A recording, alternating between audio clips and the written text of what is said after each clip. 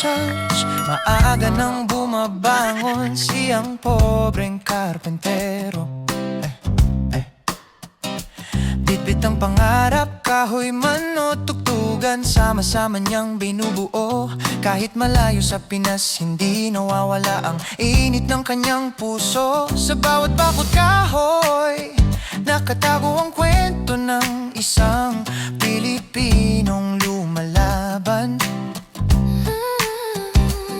EP Music NZ ang sandigan niya, tahanan ng musika sa gitna ng banyagang lupa. Dito niya inilalabas ang sakit at saya ng buhay OFW. Bawat himig ay larawan ng lungkot, pag-asa at panibago.